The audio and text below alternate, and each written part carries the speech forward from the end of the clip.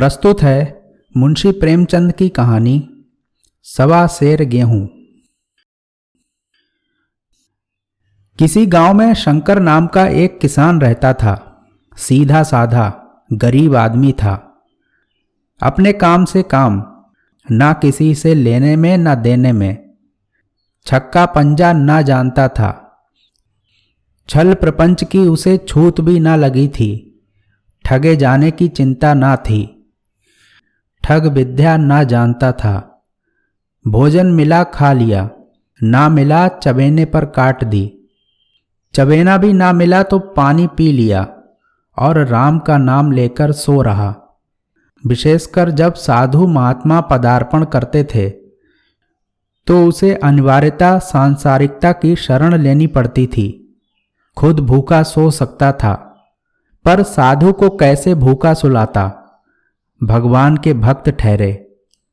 एक दिन संध्या समय एक महात्मा ने आकर उसके द्वार पर डेरा जमाया। तेजस्वी मूर्ति थी। पीतांबर गले में, जटा सिर पर, पीतल का कमंडल हाथ में, खड़ाऊं पैर में, ऐनक आंखों पर। संपूर्ण वेश उन महात्माओं का सा था जो रईसों के प्रसादों में तपस्या, हवा गाड़ियों पर देव स्थानों की परिक्रमा और योग सिद्धि प्राप्त करने के लिए रुचिकर भोजन करते हैं। घर में जौ का आटा था, वह उन्हें कैसे खिलाता।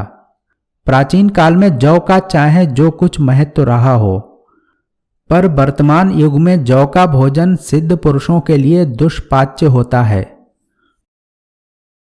बड़ी चिंता हुई, महात्मा जी को क्या खिलाऊं। आखिर निश्चय किया कि कहीं से गेहूं का आटा उधार लाऊं, पर गांव भर में गेहूं का आटा ना मिला। गांव में सब मनुष्य थे, देवता एक भी ना था। अतः देवताओं का पदार्थ कैसे मिलता। सौभाग्य से गांव के विप्र महाराज के यहां से थोड़े से गेहूं मिल गए। उसने सवा सेर गेहूं उधार लिया और स्त्री से कहा कि पीस दे। महात्मा जी ने भोजन किया, लंबी तान कर सोए। प्रातःकाल आशीर्वाद देकर अपनी राह ली। विप्र महाराज साल में 2 बार खलिहानी किया करते थे। शंकर ने दिल में कहा, सवा सेर गेहूं इन्हें क्या लौटाऊं। पसेरी के बदले कुछ ज्यादा खलिहानी दे दूंगा। यह भी समझ जाएंगे, मैं भी समझ जाऊंगा। चैत में जब विप्र जी पहुंचे तो उन्हें 1.5 पसेरी के लगभग गेहूं दे दिया और अपने को उऋण समझकर उसकी कोई चर्चा ना की। विप्र जी ने फिर कभी ना मांगा। सरल शंकर को क्या मालूम कि यह सवा सेर गेहूं चुकाने के लिए उसे दूसरा जन्म लेना पड़ेगा। 7 साल गुजर गए।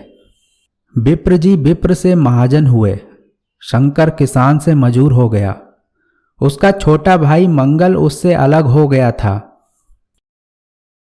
एक साथ रहकर दोनों किसान थे, अलग होकर मजूर हो गए थे। शंकर ने चाहा कि द्वेष की आग भड़कने ना पाए, किंतु परिस्थितियों ने उसे विवश कर दिया। जिस दिन अलग अलग चूल्हे जले वह फूट फूट कर रोया। आज से भाई भाई शत्रु हो जाएंगे।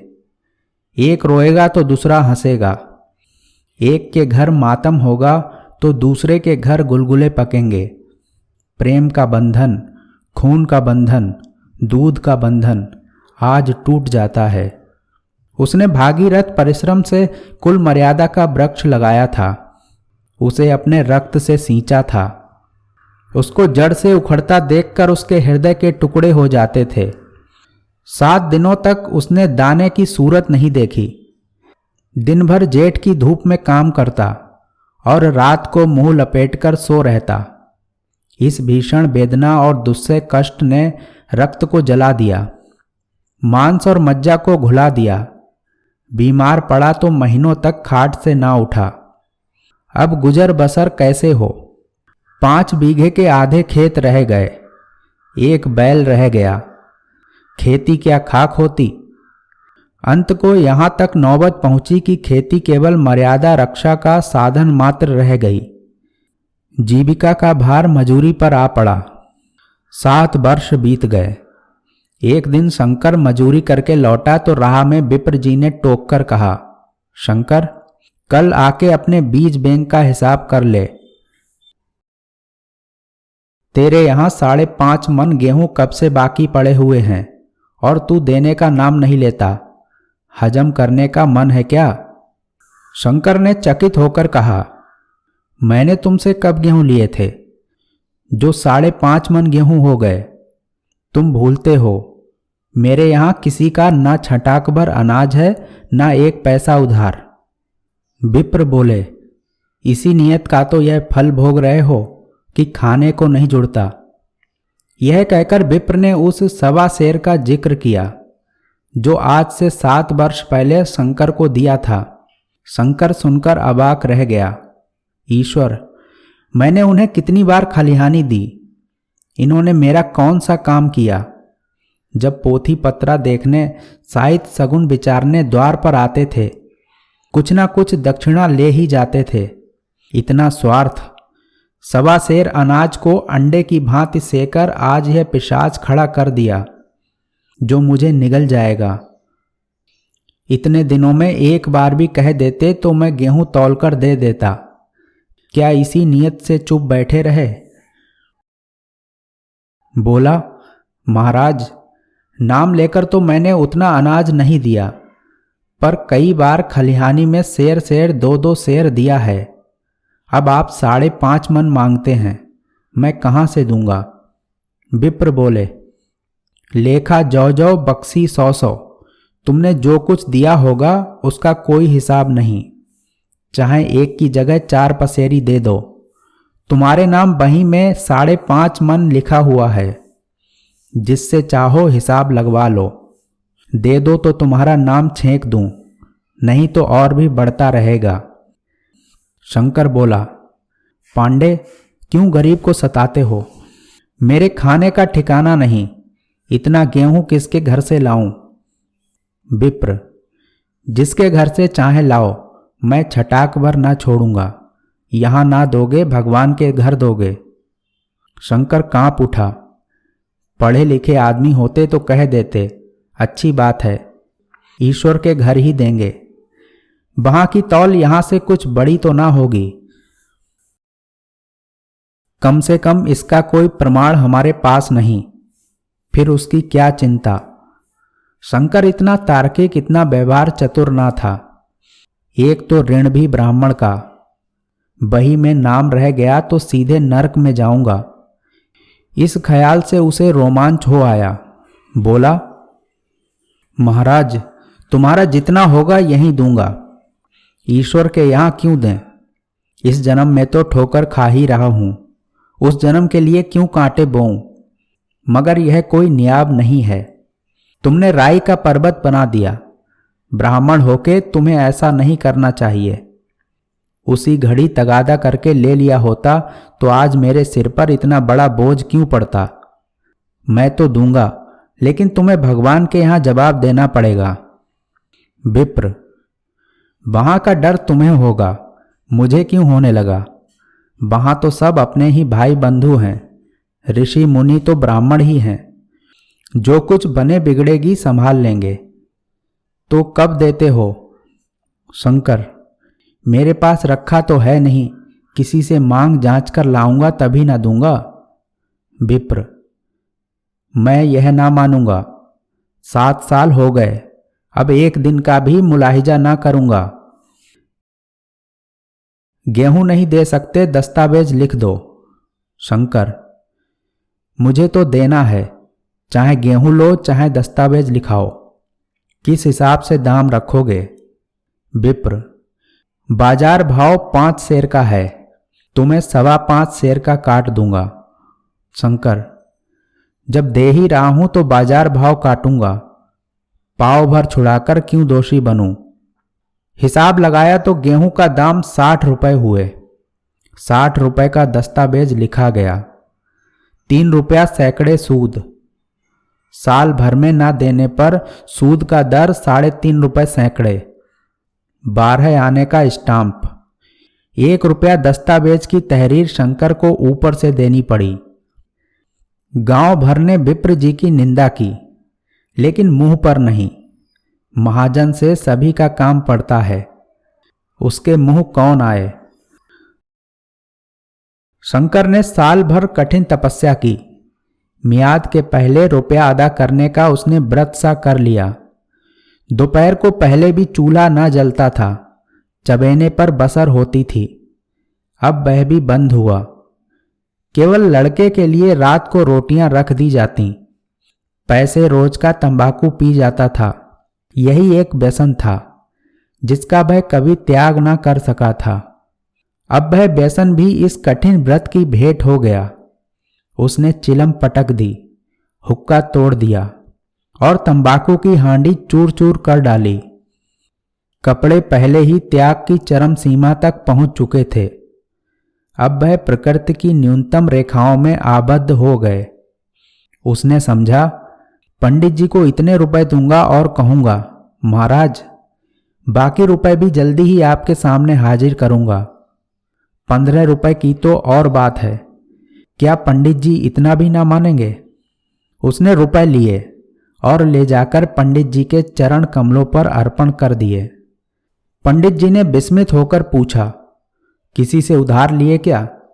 शंकर, नहीं महाराज, आपके आशीष से आपकी मजूरी अच्छी मिली।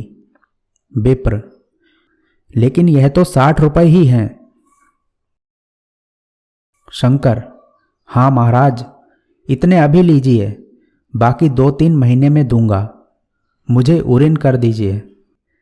विप्र, उरिन तो तभी होगे जब मेरी कौड़ी कौड़ी चुका दोगे। जाकर मेरे 15 रुपए और लाओ। शंकर, महाराज इतनी दया करो, अब सांझ को रोटियों का भी ठिकाना नहीं है। गांव में हूं तो कभी ना कभी दे ही दूंगा। विप्र, मैं यह रोग नहीं पालता, ना बहुत बातें करना जानता हूं। अगर पूरे रुपए ना मिलेंगे तो आज से 3.5 रुपए सैकड़े का ब्याज लगेगा। अपने रुपए चाहे अपने घर में ही रखो, चाहे मेरे यहां छोड़ जाओ। शंकर, अच्छा, जितना लाया हूं उतना रख लीजिए। जाता हूं, कहीं से 15 रुपए और लाने की फिक्र करता हूं। शंकर ने सारा गांव छान मारा, मगर किसी ने रुपए ना दिए। इसलिए नहीं कि उसका विश्वास ना था या किसी के पास रुपया ना था, बल्कि इसलिए कि पंडित जी के शिकार को छेड़ने की किसी में हिम्मत ना थी। क्रिया के पश्चात प्रतिक्रिया नैसर्गिक नियम है। शंकर साल भर तक तपस्या करने पर जब ऋण से मुक्त होने में सफल ना हो सका तो उसका संयम निराशा के रूप में परिणत हो गया। उसने समझ लिया कि जब इतना कष्ट सहने पर भी साल भर में 60 रुपए से अधिक जमा ना कर सका तो अब कौन सा उपाय है जिसके द्वारा उससे दूने रुपए जमा हों। जब सिर पर ऋण का बोझ लादना है तो क्या मन और क्या सवा मन का। उसका उत्साह क्षीण हो गया, मेहनत से घृणा हो गई। आशा उत्साह की जननी है। आशा में तेज है, बल है, जीवन है। आशा ही संसार की संचालक शक्ति है। शंकर आशाहीन होकर उदासीन हो गया। वह जरूरतें जिनको उसने साल भर तक टाल रखा था अब द्वार पर खड़ी होने वाली भिखारिणी ना थीं, बल्कि छाती पर सवार होने वाली पिशाचनियां थीं, जो अपनी भेंट लिए बिना जान नहीं छोड़ती। कपड़ों में चकतियों के लगने की भी एक सीमा होती है। अब शंकर को चिट्ठा मिलता तो वह रुपए जमा ना करता। कभी कपड़े लाता, कभी खाने की कोई वस्तु। जहां पहले तंबाकू ही पिया करता था वहां अब गांजे और चरस का चस्का भी लगा। उसे अब रुपए अदा करने की कोई चिंता ना थी, मानो उसके ऊपर किसी का एक पैसा नहीं आता। पहले जूड़ी चढ़ी होती थी, पर वह काम करने अवश्य जाता था। अब काम पर ना जाने के लिए बहाना खोजा करता। इस भांति 3 वर्ष निकल गए। विप्र जी महाराज ने एक बार भी तकाजा ना किया। वह चतुर शिकारी की भांति अचूक निशाना लगाना चाहते थे। पहले से शिकार चौंकाना उनकी नीति के विरुद्ध था। एक दिन पंडित जी ने शंकर को बुलाकर हिसाब दिखाया। 60 रुपए जो जमा थे वह मिन्हा करने पर भी शंकर के जिम्मे 120 रुपए निकले।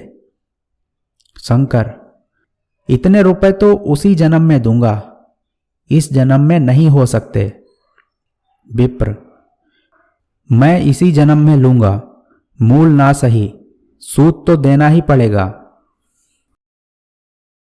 शंकर, एक बैल है वह ले लीजिए, एक झोपड़ी है वह ले लीजिए, और मेरे पास क्या रखा है। विप्र, मुझे बैल बछिया लेकर क्या करना है, मुझे देने को तुम्हारे पास बहुत कुछ है। शंकर, और क्या महाराज। विप्र, कुछ नहीं है, तुम तो हो, आखिर तुम भी कहीं मजूरी करने जाते ही हो, मुझे खेती के लिए मजूर रखना ही पड़ता है। सूद में हमारे यहाँ काम किया करो, जब सुविधा हो मूल दे देना। सच तो यूं है कि अब तुम किसी दूसरी जगह काम करने नहीं जा सकते। जब तक मेरे रुपए नहीं चुका दो तुम्हारे पास कोई जायदाद नहीं है। इतनी बड़ी गठरी मैं किस एतबार पर छोड़ दूं? कौन इसका जिम्मा लेगा कि तुम मुझे महीने महीने सूद देते जाओगे? और कहीं कमाकर जब तुम मुझे सूद भी नहीं दे सकते तो मूल की कौन कहे? शंकर, महाराज, सूद में तो काम करूंगा और खाऊंगा क्या? विप्र, तुम्हारी घरवाली है, लड़के हैं, क्या वे हाथ पांव कटा बैठेंगे? रहा मैं, तुम्हें आधा सेर जौ रोज कलेवा के लिए दे दिया करूंगा।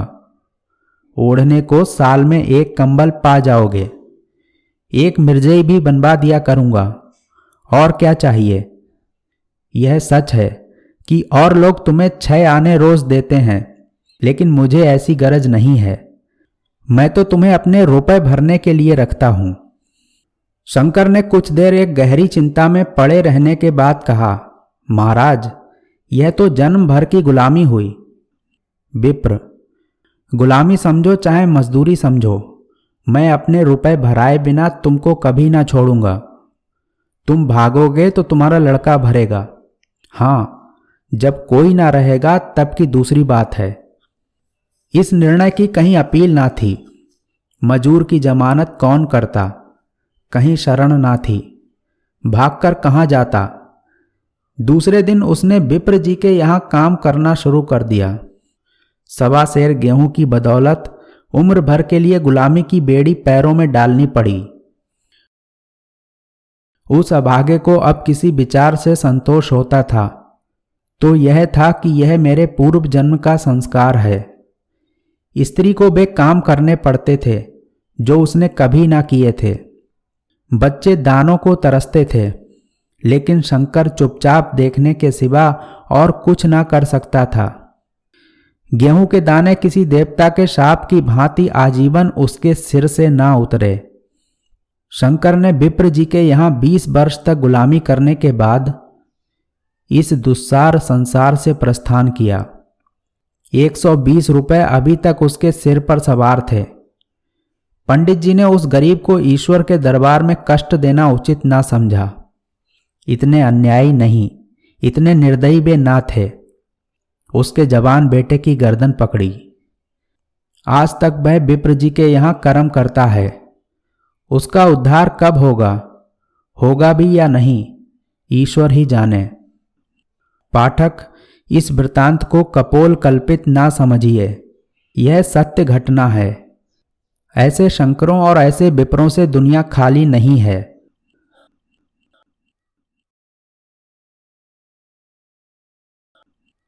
अभी आप सुन रहे थे मुंशी प्रेमचंद की कहानी 1.25 सेर गेहूं।